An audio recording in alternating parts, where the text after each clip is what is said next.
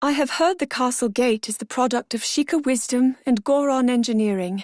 Father always said it would never fall, and he was technically correct. It is the only part of the castle that remains unblemished. The dining hall. Father was partial to the seat in front of the fireplace, and Link preferred to stand watch near the entrance while I ate. I still laugh when I remember the look of surprise on Link's face as I returned for my second and then third helping of fruitcake. I loved gazing out at the castle town here in the observation room. The view is completely different now, but I will see to its restoration. The first gatehouse is the outermost point of entry to Hyrule Castle. While the ramparts themselves are crumbling in many places, the towers appear to have endured. This seems like an excellent place to store the materials we will need as we work to restore the castle.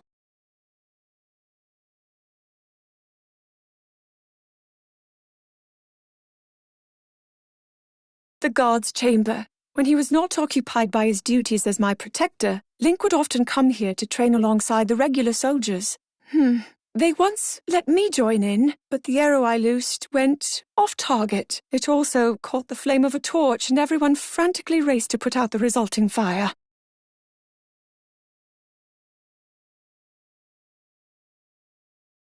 As far as I am aware, there were never criminals foul enough to warrant imprisonment here. And while I do recall a bandit named Misko being captured long, long ago, it seems in recent times they have risen to greater fame for their keen sense of fashion.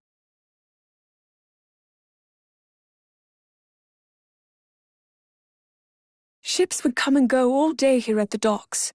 It truly was the most lively part of the castle, and it always felt thus thanks to the numerous merchants. It feels lonely now, abandoned as it is, a feeling magnified as I reflect on what it once was.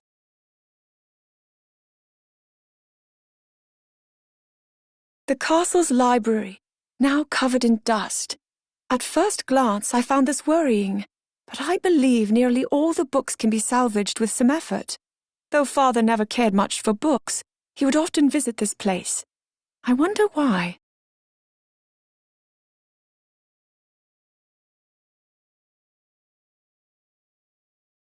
Though this throne sits vacant, the space it occupies still speaks volumes. For instance, while the sculpture behind the throne is especially sturdy and serves as a hiding place in an emergency, no one that occupied that seat has ever chosen to use it.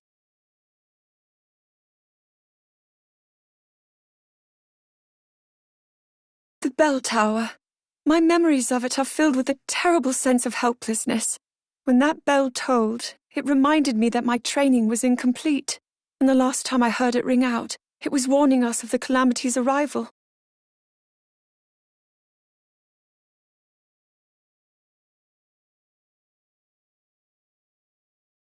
My room. I spent far less time here than I did in my study. That fact may have surprised my attendants, as I often closed the bed curtains to hide the fact I had once again slipped away to continue my research.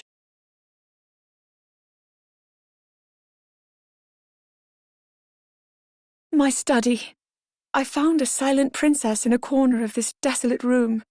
How many years or decades has it patiently waited for the right conditions that it might finally emerge?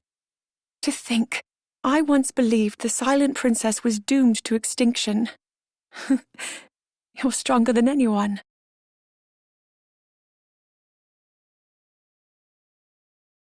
I remember when this place had a blue roof. Daruk would be there, ready to lighten the mood, and Urbosa, standing by, was always ready to lead. Rivali, so confrontational with Link at every opportunity, while Mifa watched the two of them with worry in her eyes. We can never return to that time, but I will forever hold memories like these dear. Though the central square has lain in ruins for a long time, I can still recall the bustling activity of the castle town like it was yesterday. At the center of this space was the fountain, fed by an underground waterway, though I suppose that has run dry.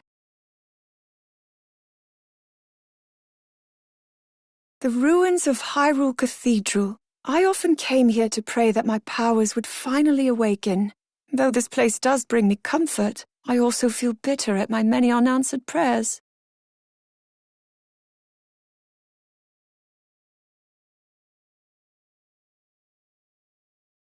A memorial. It is said that spirits who are weighed down with regret when they pass on sink deep beneath the ground and wander in search of light. I will place similar memorials at scenes of great loss and pray they will bring light to those wandering souls.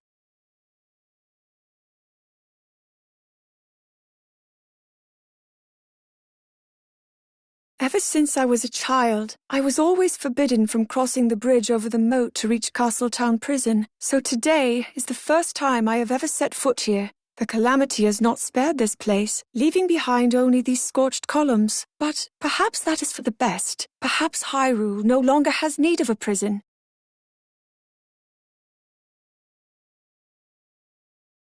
This was once an impressive research site, but after being devastated by the calamity, it is now known as the Royal Ancient Lab Ruins. Pura in particular has lamented the knowledge and samples that were lost here, but we can start again. It's our turn to build something we can leave to future generations.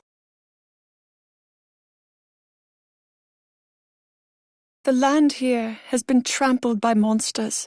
With the deep valley nearby and the Rito already watching over the area, there seemed little need for additional protection.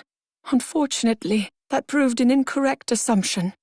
I pray that those who lost their lives here found peace with Goddess Hylia.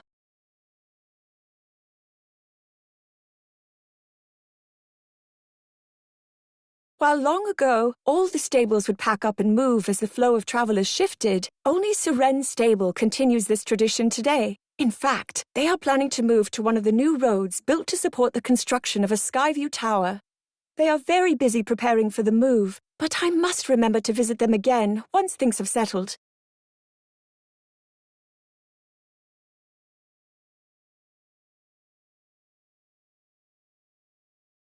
Typhlo Ruins was once covered in darkness. Perhaps it disappeared along with the shrine and the trial. Regardless, these large ruins were almost certainly unexplored thanks to that darkness. With it gone, dedicated research of this site can begin in earnest.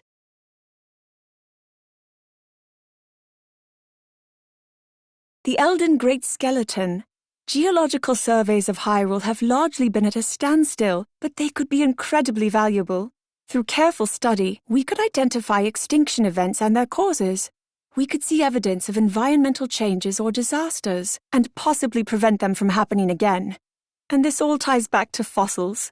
We simply must put more effort into their study.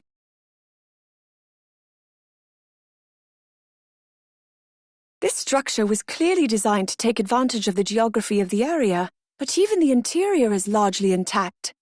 Considering how many battles have been fought, well, it is very impressive.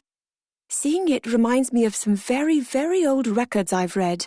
They suggest that there was a temple named for the first queen of Hyrule, and that it was often used as a shelter for the common people. Could this be...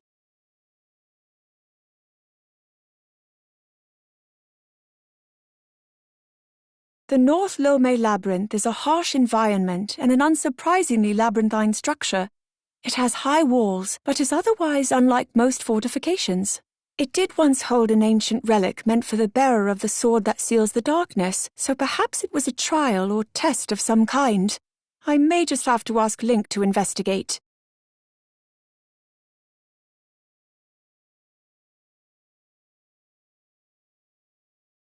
A hot spring hidden deep within the mountain. I heard the pained cries of an animal and have now found an injured horse soothing its wounds in the refreshing waters. I had meant to investigate the immense skeleton on the northern summit, but this horse seems so friendly. Oh, the skeleton isn't going anywhere. Now how far away is the nearest stable?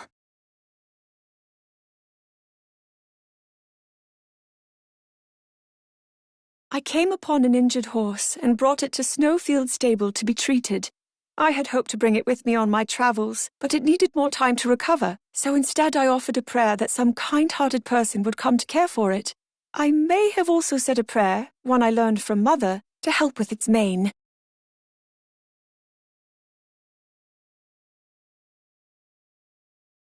I spoke with Gally at Rito's stable, who seems worried about whether he can keep the stable open. though it sounds like he's had an offer to sell it to a newspaper of all things. In any case, Hyrule is all the better with newspapers and stables. Maybe the two can find a way to coexist here.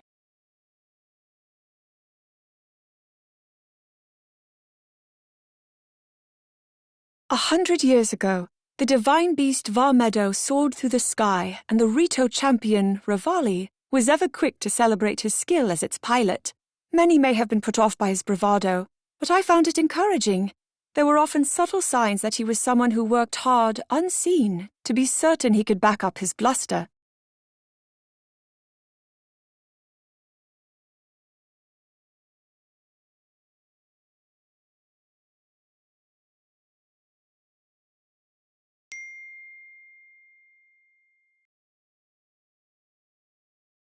Revali, you were always quickest to rush to my side when I struggled. I'm sorry I wasn't able to help you when you were in need. You being you, I imagine you shrugged off waiting 100 years like it was the smallest inconvenience. You were so tough on Link to make sure he could protect me, weren't you?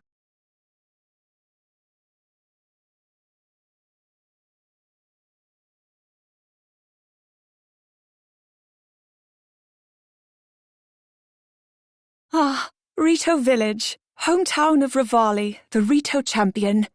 It seems he is spoken of as a legend here, and his bow is an honor bestowed on the best Rito warrior. You did hate other people talking about you, Revali, but I'm afraid your story will live on here for quite some time still.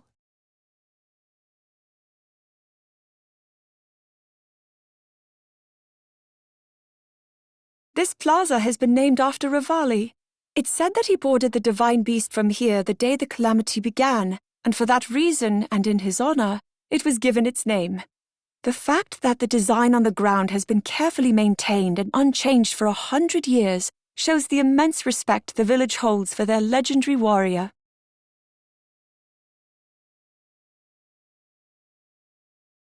Kennelly, the village elder of the Rito, told me that he intends to pass his role on to Taba.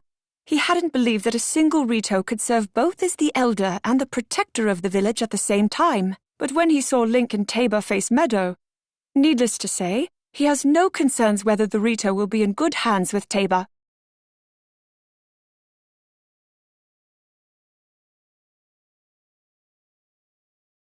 Many of the Rito aspire to be like Revali, and most of the children follow his example in practice with the bow.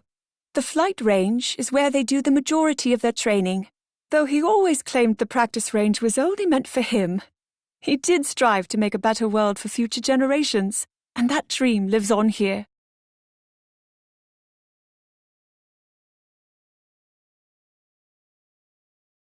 When I look at the Hebra Mountains now, I can accept something I couldn't 100 years ago. The energy blast that shaped the peak 10,000 years in the past indeed came from the castle. Perhaps these mountains were always trying to teach us about the past. I should put together a survey team to investigate and make sure we aren't missing any other such messages.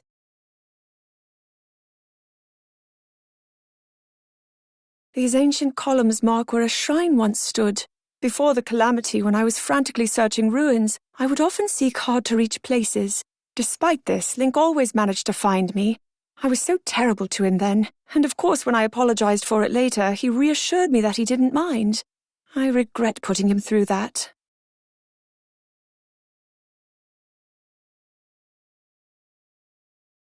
Tabantha Bridge Stable was built when the Tabantha Great Bridge was repaired after many years of neglect. However, the bridge was destroyed during the calamity and only recently reopened, so the manager here is worried that no one knows about his stable. He purchased some goats and is trying to develop a signature dish using goat milk butter, but there are definitely some things he needs to learn about the animals.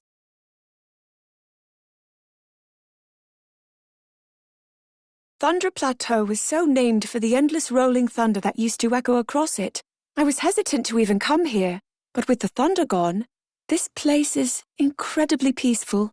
I wonder if the thunder was connected to the shrine that was here before. Maybe it was some sort of test.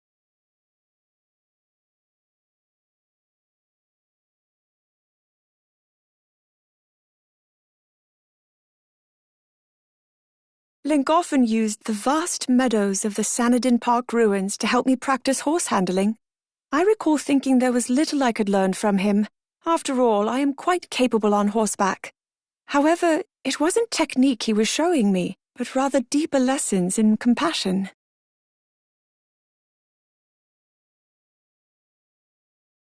The Satori Mountain Cherry Blossom Tree. While there were only 2 of these trees before, there seem to be many more now. However, it is said that cherry blossoms can purify evil. Does that mean more are appearing because the calamity has disappeared, or are they appearing in preparation for some new threat? This stable is called Outskirt Stable, but the Gerudo apparently refer to it as the Meetup Stable. Urbosa told me that this is where many Vi see Vo for the first time. Perhaps the stable master knows this, and that's why a map to cherry blossoms, quite the romantic setting, is on display.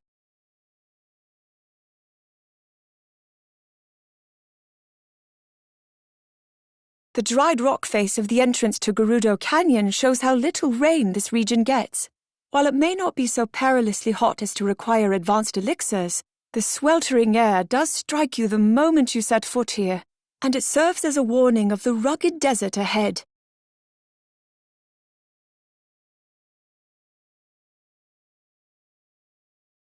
This is where divine beast Varnaboris was found. According to the Gerudo champion Urbosa, controlling the divine beast was similar in practice to how she controlled lightning. Both required considerable force of will, but with the divine beast it was much more difficult.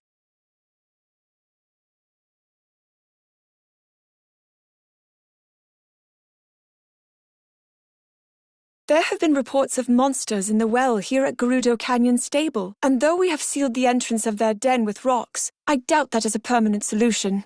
As an additional measure, I have also told the stable manager to avoid using the well. It will be inconvenient, but safety is of the highest priority.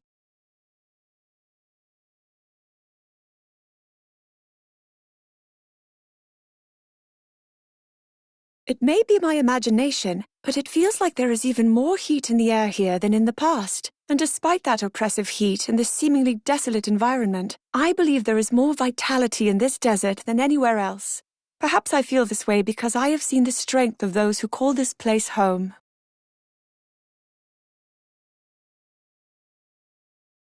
Nowadays, it seems Riju has Karakara Bazaar well protected with diligent soldiers. But when I came here 100 years ago, the traders who frequented this place were on their own. I was fortunate that Urbosa herself served as my bodyguard.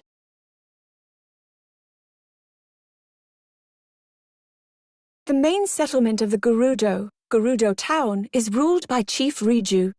Though young, she seems to be working hard in service to her people, overcoming both the divine beast and the threat the Yiga clan posed. In fact, the town is more lively than ever. It is humbling to see her face such challenges. When Mother died, I was inconsolable.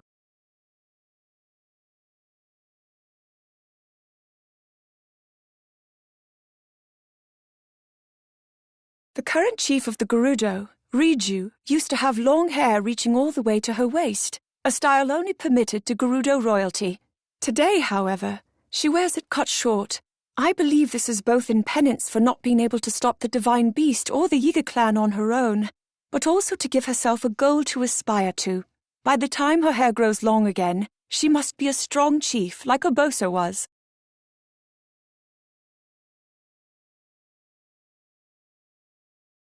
Riju's beloved sand seal, Patricia, was apparently a gift from her mother. They seem to have formed a close bond over the many years of Riju's studies and training. I think they can even communicate with one another, though I am not able to understand Patricia at all.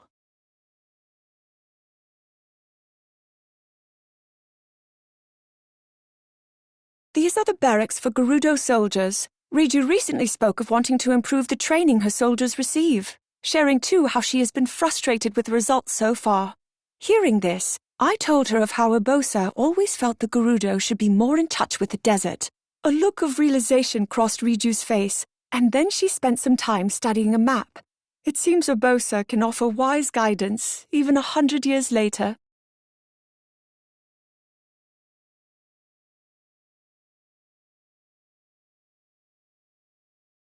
Riju complimented my technique when handling a sand seal, a skill I only possess thanks to the training Urbosa gave me so long ago.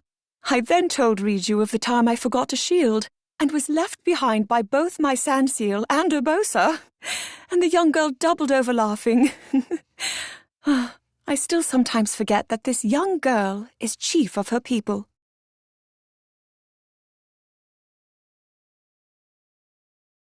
I tried once again to get the popular Gerudo town drink Noble Pursuit, and I was once again told I was not ready for it yet.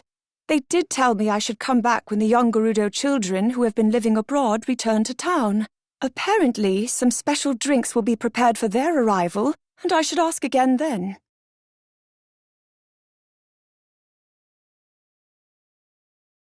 The North Gerudo ruins are connected to Gerudo town via an underground pathway that Riju showed me.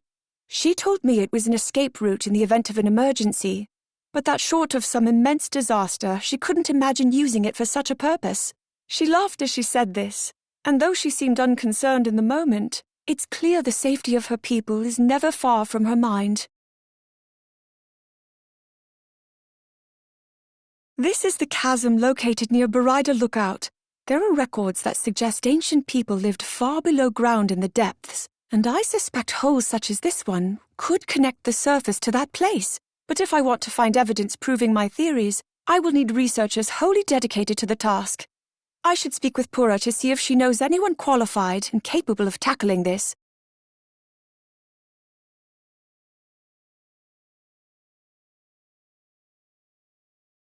This lookout post was supposedly originally built to keep watch on divine beast Varnaboris as it lumbered through the desert, but now it is a place to observe changes in the desert landscape. I've heard it is tall enough to see above the worst sandstorms, and between this place and the lighthouse Riju has planned for Karakara Bazaar, safely traveling the desert should become easier soon.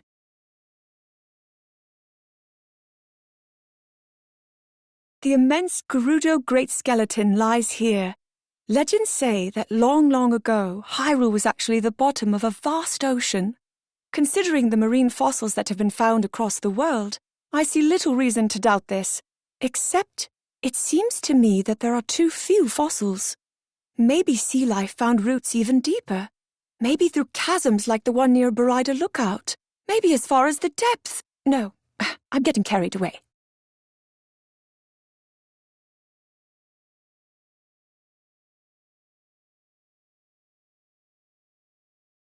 South Lome Labyrinth is one of 3 ruins in Hyrule that have been named after Lome.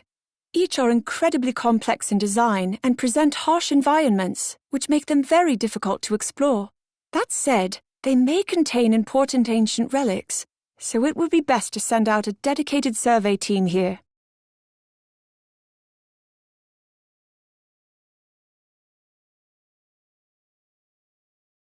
I finally get to see all these amazing sights you saw, Urbosa. I wish that it hadn't cost what it did. But thanks to the things you and everyone else taught me, and the time we spent together, I can move forward with my head held high. Thanks to you, I am going to be okay. Could you tell my mother that for me, please?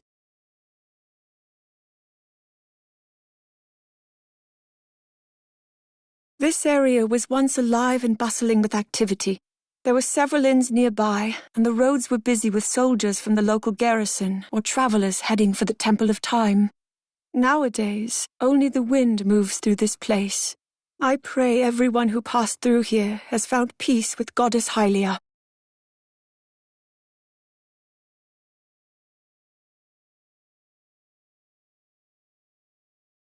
The passage up to the Great Plateau has been filled with dirt and rocks. Certainly some of this damage was caused by the Guardians' invasion, but some of the debris looks to have been placed deliberately. I imagine the intention was to keep as many monsters as possible from reaching the Great Plateau, where Link recovered in the Shrine of Resurrection. But how am I supposed to reach the Great Plateau now?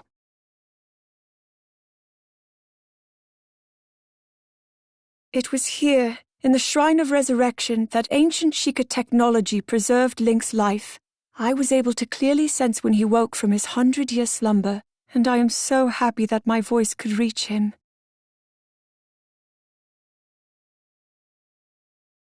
There are several ancient texts and works of literature that speak of the Temple of Time by name, but all of them describe a structure that differs in design from the one we see today. Hyrule's history is long, and this discrepancy is one of the unsolved mysteries of our land.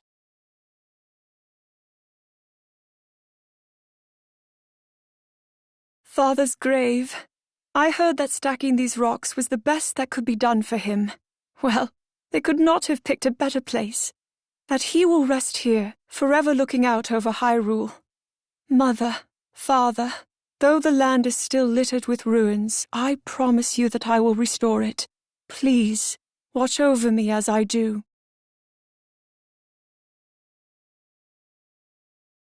When I last visited this mountain hut 100 years ago, I did not realize who the owner was. Now that I do, it explains why Father looked so troubled, even sad, when I described the building as shabby and in need of demolition. How could I have guessed it was his own little retreat? Though, looking at it now, oh, Father, did you build this yourself?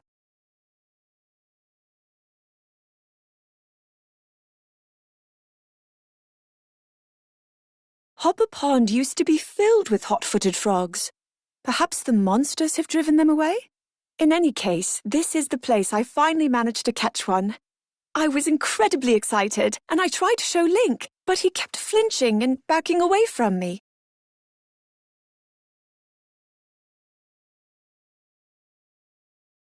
The Hyrule Garrison ruins. As with other fortified locations, many Guardians attacked this place. However, it is likely most of the soldiers normally stationed here had already been deployed to other regions. Those few who remained fought bravely, though they were certainly ill-equipped to deal with such deadly foes.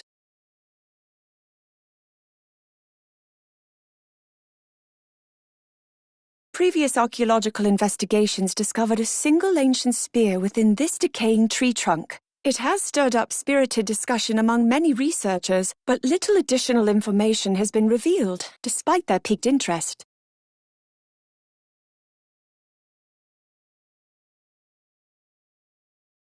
When I told Purah of my plan to venture beneath the castle to investigate the gloom, she expressed strong opposition. That Link would accompany me did not sway her in the slightest. It was only my suggestion to establish an outpost here, a place to observe the gloom from and to reach the hidden path beneath the castle, that earned her begrudging acceptance.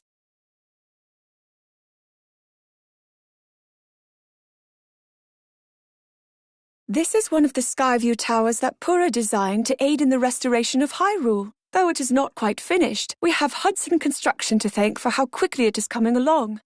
Now, if only Purah could have similar success finding any volunteers to use the paraglider to survey the land from above.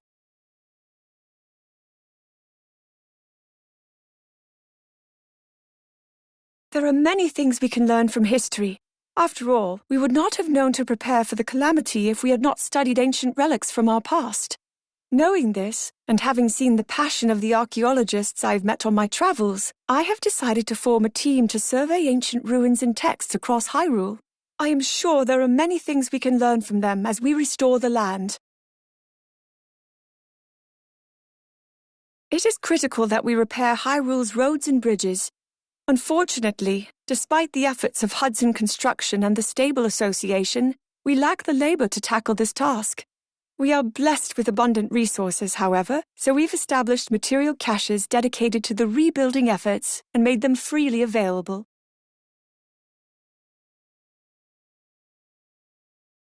The ruins of Mabe Village. It was the farm closest to the castle, and I would often visit it incognito. They always shared far more food than I could possibly eat, and I remember that they treated their animals like members of their family. I imagine no one here fled alone when the time came. This forest park was the direct responsibility of the royal family, cared for and built upon by each successive generation of rulers. Though it has been partially destroyed by fire, that does not spell the end of our ancestors' legacy. In fact, I believe I caught sight of some new growth emerging already.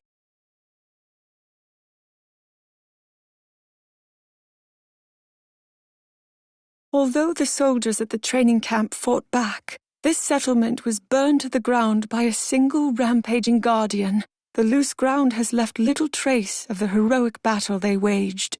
I pray their brave spirits have found peace with Goddess Hylia.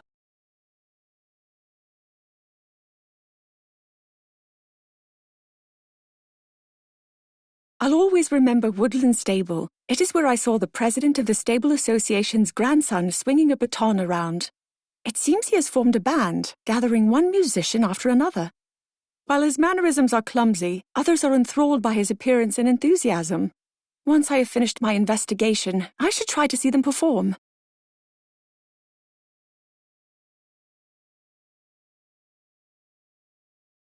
This was an important training camp in the days before the calamity. It is said that when the calamity occurred, all of the veteran soldiers had been deployed and only trainees remained here. Despite their inexperience, the brave trainees worked together and defeated a guardian. I pray their souls have found peace.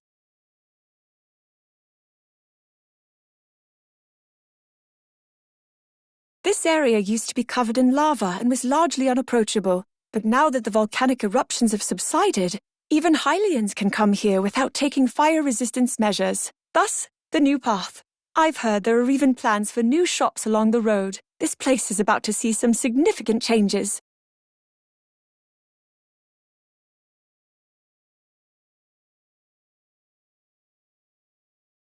When I was preparing to come here to Goron City, I bought lots of fireproof elixirs to counter the extreme heat. It's a relief to see those are no longer needed. One thing that hasn't changed, though, is the Goron's love of eating rocks. Seeing it now, I am reminded of when Daruk gave Link a rock to eat. And he did.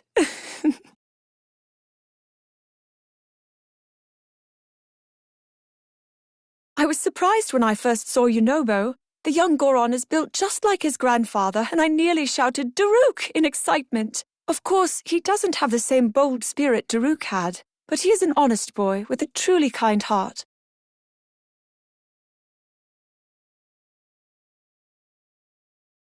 This restaurant specializes in grilling various foods, though it seems they are planning on leaving this location to a skilled chef and opening a new shop along the road.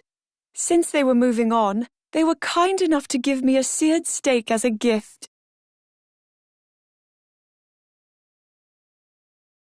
This is the large sword that Daruk carried with him. He always held it as though it was light as a feather, but I believe it is actually a boulder breaker he had custom made to be twice as heavy as normal. Not only that, but when he became a champion, he increased its weight even more. There is a certain symbolism in this. Daruk was bold and friendly, but he carried an incredible weight without concern or complaint. Oh, Daruk, Link told me of when your spirit was released.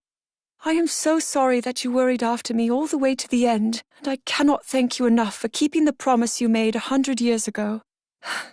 I will make you proud, my friend. I will bring peace to this land.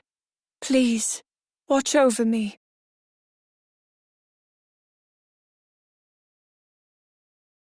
It was not long ago that lava was frequently and fiercely erupting from Death Mountain. These days the mountain seems to have quieted, though. I've heard stories that ancient Gorons built dwellings far down in the depths of the mountain. I wonder if this is similar to how the mountain looked back then.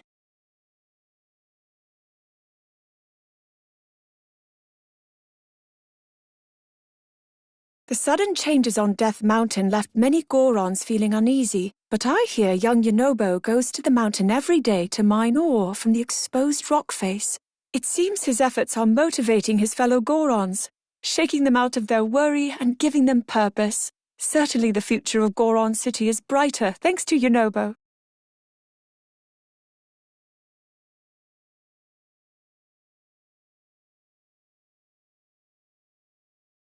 The Gorons looked so comfortable as they lounged in these hot springs.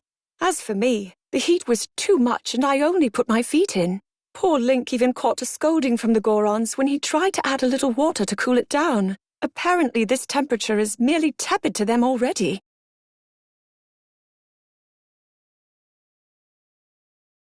Stables are a treasure trove of information and a great place to find members of the research team.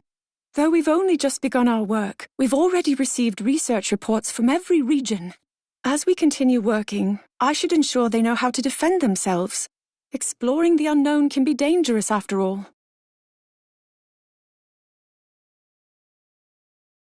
This was previously the trailhead for Death Mountain, but the path has collapsed and monsters have descended on the area, scaring off most of the travelers. If Daruk were here, I'm sure he'd clear out any opposition in no time. Assuming there are no dogs among them. We thought Akala's citadel impregnable, but the battle here proved it was anything but. We must carry the lessons learned from this battle forward with us. I vow to honor the sacrifices of those who died here. I will work tirelessly to restore Hyrule and to create a peaceful future for its people.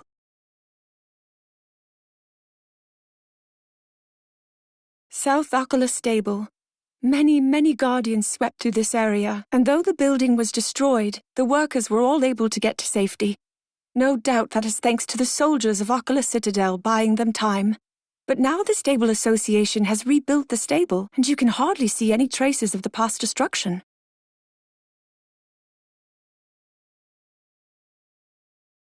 No one actually knows what happened here at the Shadow Hamlet during the calamity.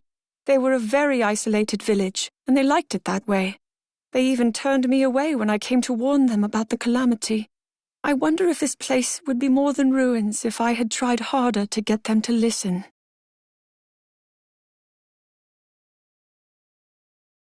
Though the Spring of Power remains, it has been neglected and fallen into ruin. I imagine many see power as a symbol of the Demon King and thus avoid the spring, but there is a misunderstanding there. Power itself is neither inherently evil nor good. It is the individual wielding that power that defines it.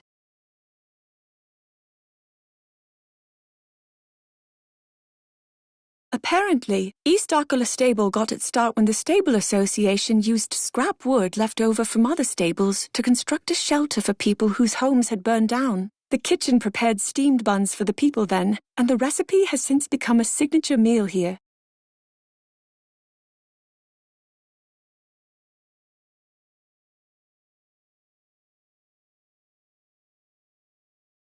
The Akala Ancient Tech Lab was originally a lighthouse Guardians destroyed. Apparently, Purah and Robbie later converted it into a lab. They claim its proximity to ruins is why they chose this place, but I think the real reason they settled here was to discourage visitors. Their research was dangerous after all.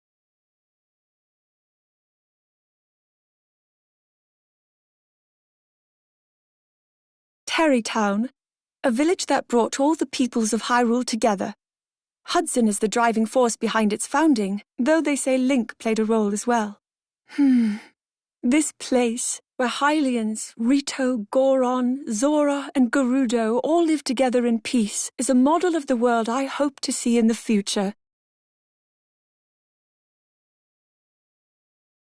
Hudson Construction. It seems Hudson is rarely in the shop, as he is busy recruiting workers for the restoration efforts.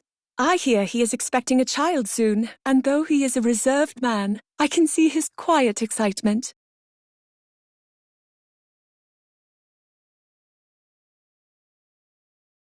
They say Hudson Construction adopted the name policy from its predecessor, Bolson Construction. All employees must have a name that ends in son. There is technically one exception, though. A man named Haggy supposedly introduced himself as Haggy's son in his interview, which Hudson mistook for Haggy's son.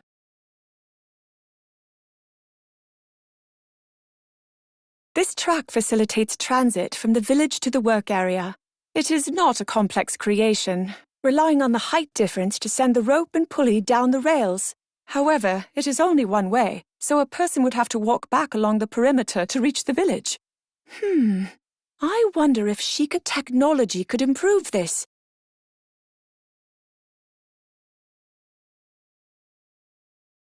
Apparently, when the water levels in Torin Wetland receded and solid ground emerged, Hudson Construction decided to build a workspace here.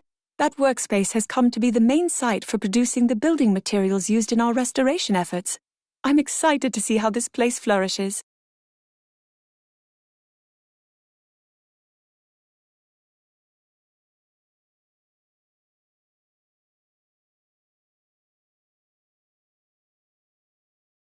Tauren Wetland was once littered with the broken remains of countless guardians, though there are no longer any traces of them.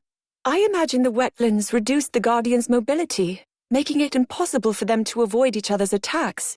No doubt Akala owes thanks to the quick thinking of soldiers from the Citadel for this. If the guardians hadn't been so hindered, the Akala region would have suffered more damage.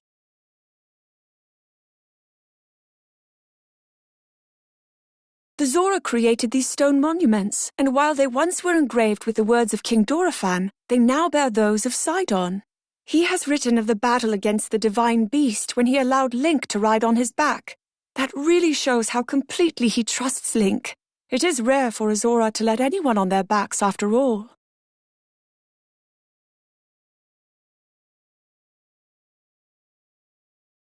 In order to prevent the damage a flooding river would cause, the Zora people and the Kingdom of Hyrule worked together to build this reservoir. In fact, though they were only amicable toward each other before the project, it was the act of building this that formed a true friendship between the Zora and the Kingdom of Hyrule.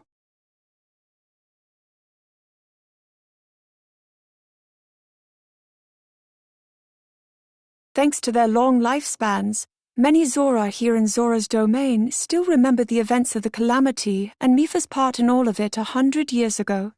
I do not think I will be welcomed, but it is my duty to tell them what happened to her in the end.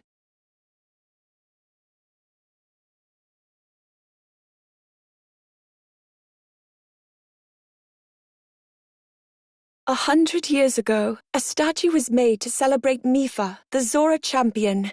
It is now a memorial to her sacrifice.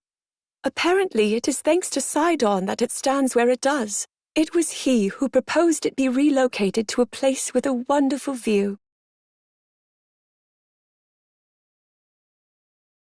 With Link accompanying me, I told the gathered Zora of Mipha's fate.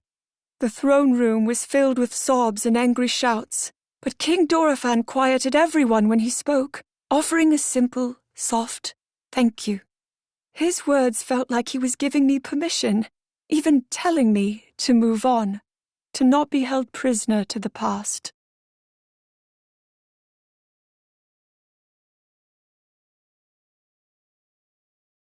I have heard that an important part of the process of crafting Zora armor is a prayer for the safety of a loved one. Apparently Mipha often came to this place to work on armor she made for Link. However, in the end she left the armor with King Dorephan. Perhaps she knew she would not be able to hand it to Link herself. Waterbeds! I had only mentioned it in passing to the proprietor 100 years ago, so it was quite a shock to see the fanciful notion brought to life. And laying in one feels just as I imagined, like floating in a lake. I hear travelers enjoy the beds, but even more surprising, so do the Zora. The pristine sanctum is part of the traditions a retiring Zora king follows upon abdicating their title. It is said that many generations of kings have cleansed their bodies in the pristine waters here, as well as offering one of their scales to this throne. In so doing, they symbolically abandon the earthly world.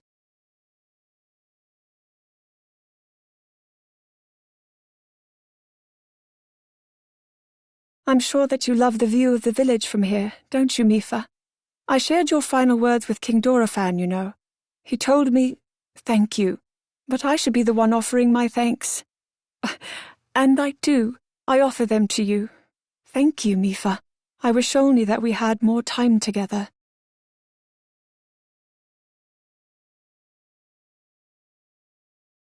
The ruins of Goponga village.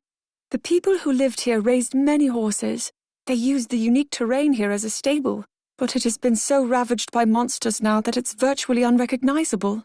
Considering their skilled horsemanship, I want to believe everyone was able to flee on horseback.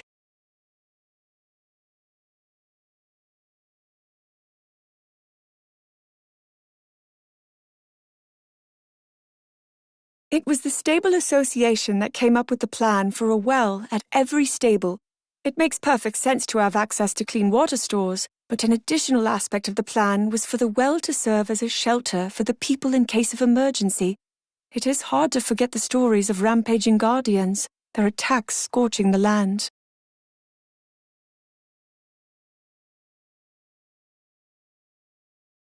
The Florat Sandbar and Magda, who cultivates flowers here, inspired me to create a place where flowers from all over Hyrule could bloom together.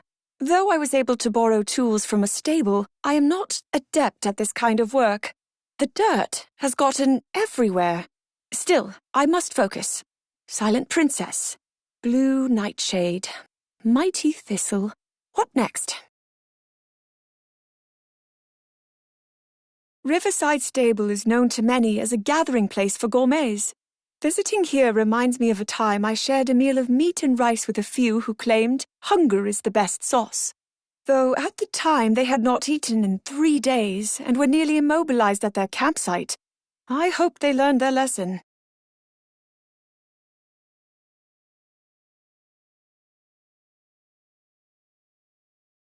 Ah, Highland Stable. Horseback archery was very popular before the calamity, though it appears interest has waned in modern times. Instead, there is considerable effort being made to teach travelers how to handle horse-drawn wagons, and more importantly, how to care for the horses that pull them.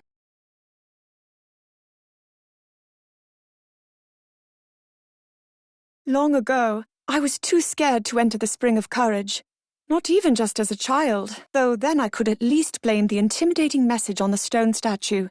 Those who lack courage will be eaten by a dragon. But even as an adult, I always worried that I wasn't brave enough. Today, I think I can investigate every corner of this place without fear.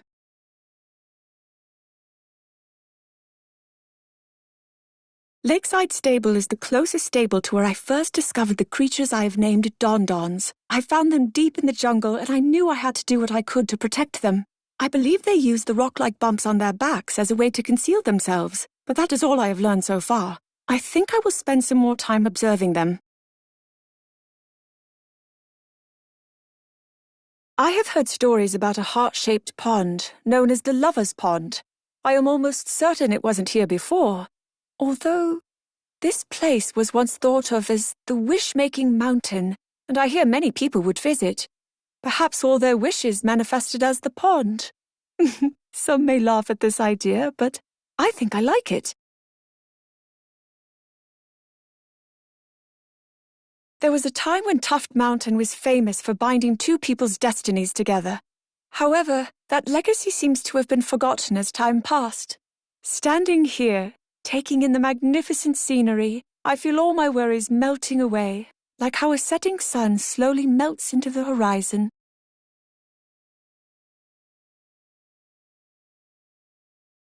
Lurelin Village was once a small fishing center, but apparently the rise in monsters has driven many of the villagers away from fishing. Now it hosts travelers, attracting them as a sort of resort with its beautiful scenery and delicious food. The village may have changed, but its people are some of the warmest I know. I feel a wonderful calm visiting here. I was amazed at the delicious food I was treated to by the fantastic cook here.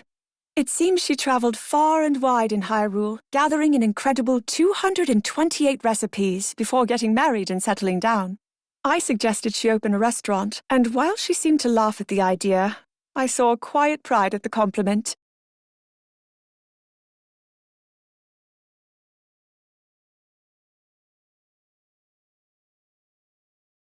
It seems they turned an abandoned ship hull into a house, even using palm trees to hold the ship in place.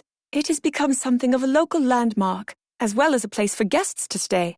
Considering its size, it really does make sense they would use it as an inn.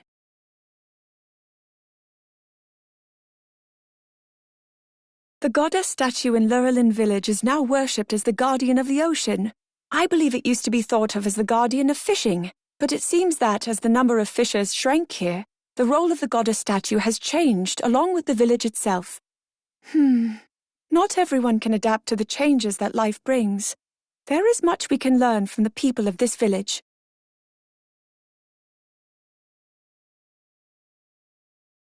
Cape Cressia was once known as the Demon King's Claw, and many villagers feared this place.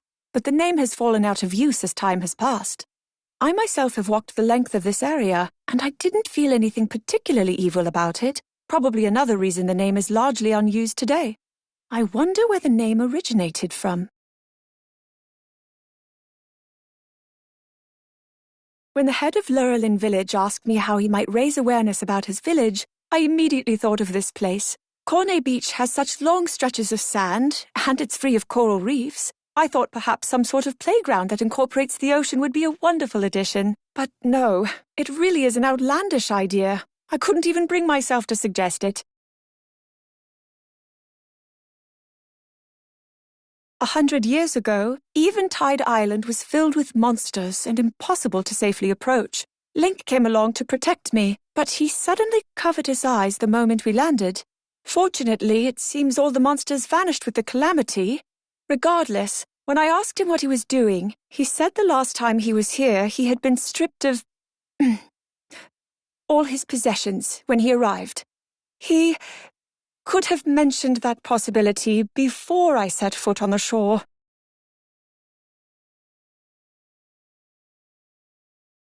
Many people evacuated from the town around Hyrule Castle, but less than half of them made it from there to this point. And even then, as they saw the Guardians appear before the dueling peaks, they thought they were done for. Thankfully, these brave souls were here to protect them. I pray they found peace at last.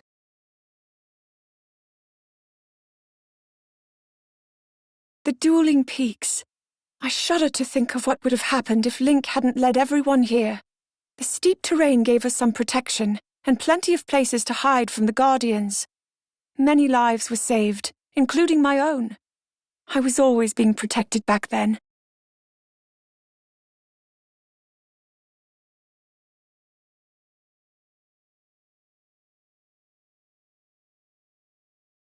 The Blattery Plain. Many soldiers lost their lives here when Guardians rampaged through the area. Now numerous swords throughout the field mark their graves. I passed by so many as I made my way here. It is our duty to never forget them, nor the sacrifice they made.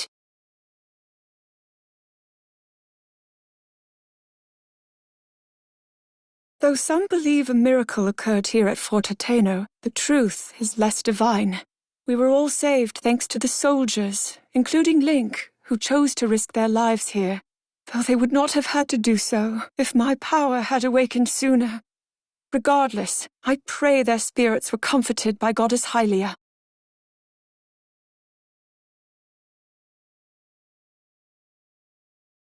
Dueling Peak Stable is one of the newly established stables. Considering this whole area was devastated by the calamity and completely overrun by Guardians, it's a good thing there was not a stable here before.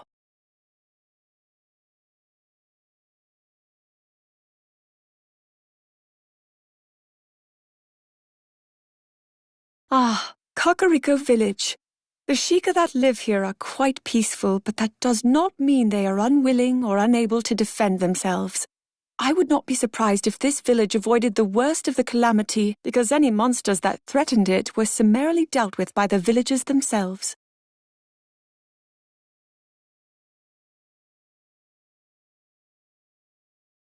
I came here to visit a friend that I had not seen in 100 years.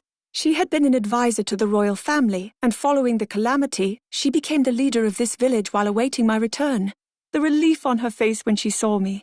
We talked for hours and hours, trying to make up for all the time we'd lost.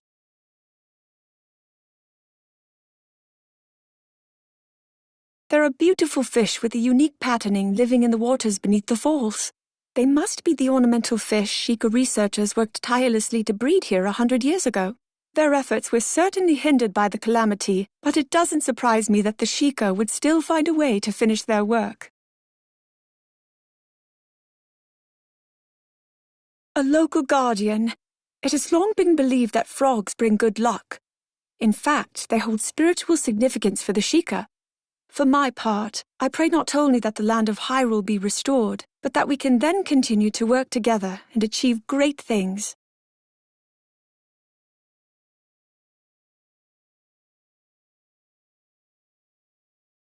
A garden for growing plums. 100 years ago, Impa planted a plum tree here to celebrate a child's birth.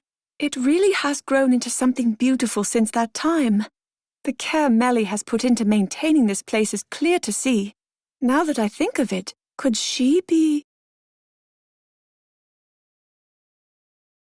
the house where Coco lives?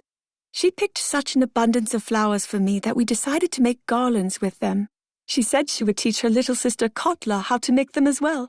Seeing her work so hard stirred memories of when Mother taught me how to weave garlands together, though I found it very difficult at first and may have even cried in frustration.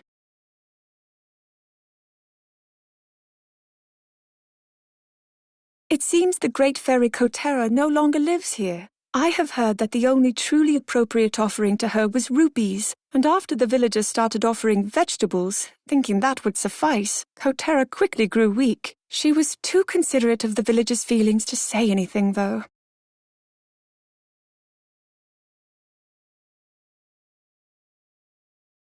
The last time I descended this mountain, the powers I had inherited were still beyond my grasp.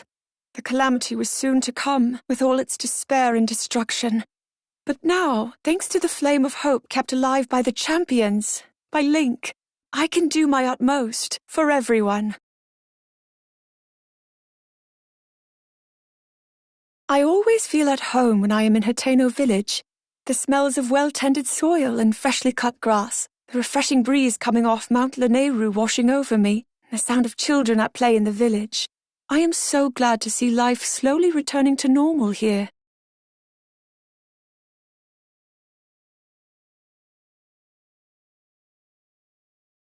That people have time to consider and enjoy fashion is a sure sign that life is returning to normal in Hyrule. I'm sure much of the credit for the interest in fashion is thanks to Cece's determination and inspiration. I hear the idea for the mushroom pattern came to her when she visited Terrytown in Akala.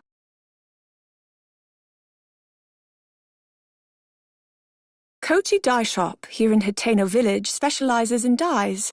The owner, Sage, stuck his own head into his dyeing machine and turned his trademark red hair black. Apparently it happened while he was working on an idea he got from some drawings his son Safaro made. I must admit, I am intrigued with what he's up to.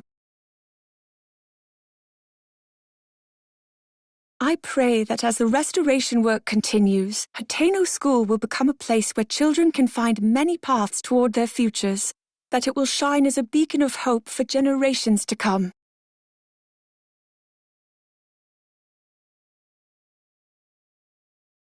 I will forever associate Hateno pasture with the meal I had here 100 years ago. However, when I returned recently and inquired after the recipe, no one seemed to know what I was referring to. Could that unforgettable dish be lost to time?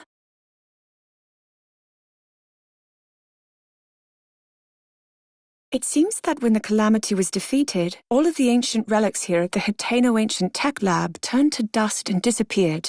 All that remains are replicas of the originals, and with those gone, these are even more valuable. They will doubtlessly help tell future generations of the history of Hyrule.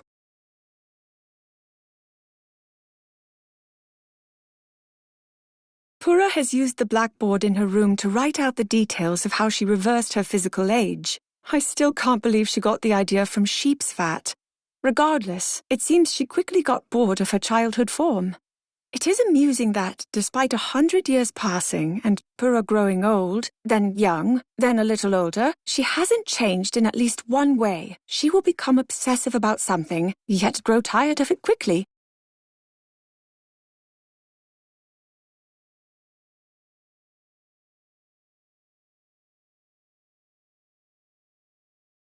Even though 100 years have passed, and so many things have happened, this place hasn't changed a bit. Its enduring nature has shown me that it's all right not to force change.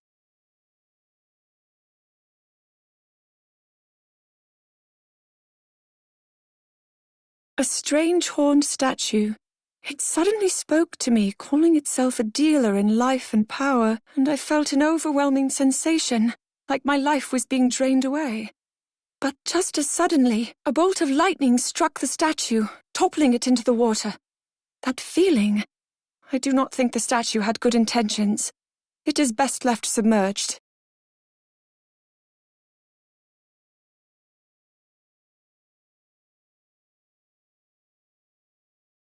While we were digging a well, I came upon a hidden room. It may have been connected to the main building at one time, but it seems it was forgotten as years passed. Still, it could be used again, with a little work on the more decayed areas. I imagine something precious was once stored in that treasure chest. What could I put there?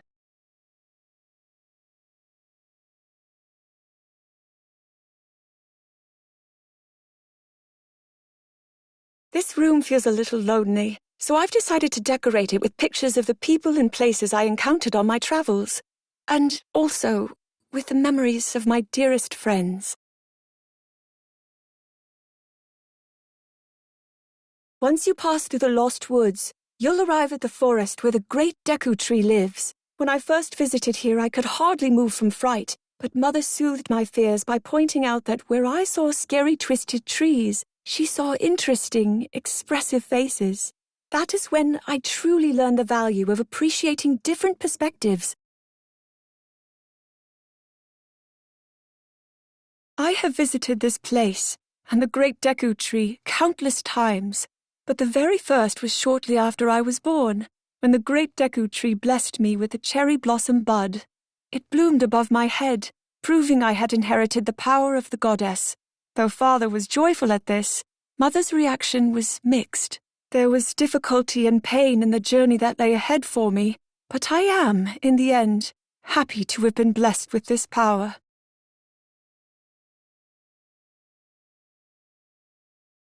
When Link was on the brink of death, had it not been for your voice to guide me, I wouldn't be here now. Though I cannot hear your voice any more, I still offer you my thanks. It is because of you that the world was saved. Please, rest here and heal your wounds.